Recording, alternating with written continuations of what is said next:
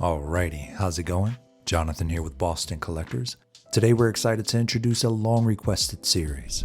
And our goal is to keep it under 8 minutes while showcasing 3 different posing ideas for you to either use or build upon in your display. For this first pose, we have the DX17 Darth Maul armed and ready to strike down his opponent and exact his master's revenge. To unlock that primal feel in his posture, begin by raising his leg high and twisting it outward. Twist the torso toward the knee and apply micro adjustments to both that and the ankle joints to allow him to appear as if he's climbing.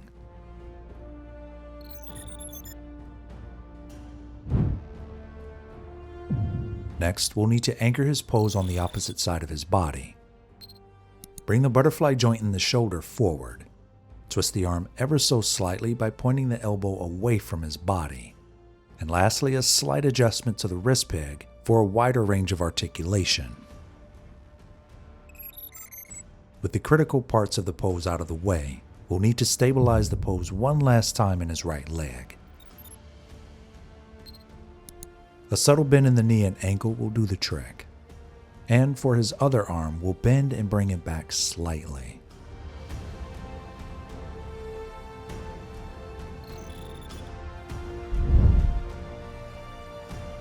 This pose can be altered to appear as if he's regaining his footing by swapping to the alternate portrait if you'd like. I'd suggest a wider posture in his arms for this swap out, but it could work. I personally prefer the stoic portrait as it feels a lot more like a hunter stalking his prey. Maul's hatred mixed with his aggressive fighting style was a great starting point to get this pose right.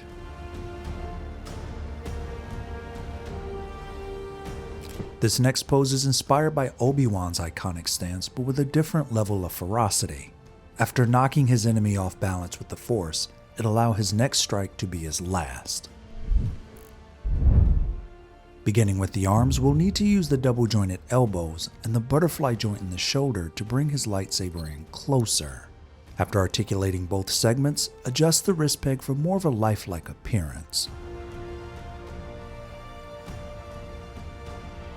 Now that we have an idea for how we want the pose to come across, we can work with his leg and torso placement. By twisting the torso to the right, we'll need to widen his stance and have him lean into his right foot. You'll want to make use of his hip articulation as well. Lastly, we'll need to convey a sense of motion. Since he's using a force push, we can manipulate the wiring found throughout his clothing to better assist with the visual effect of the Force.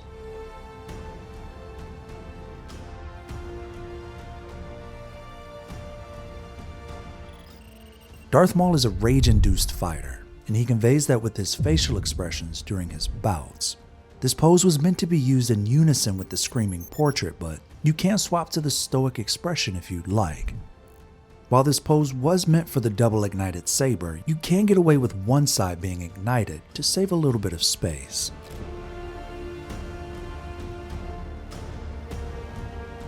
For the final pose, we're keeping it simple with a heroic stance. In my opinion, this is the best starting point for getting comfortable with posing. I plan out my poses based on other figures around them in the collection, so what I like to do is start with the positioning of the legs. We begin with shifting the hips. From there, we can turn the torso and adjust the legs and feet for him to appear as if his weight is evenly distributed. As mentioned before, the clothing can add a whole different feel to your pose if it's preferred, but you will need a good reference. While I prefer a neutral fall to his clothing, I went ahead and added the extra flair for you all.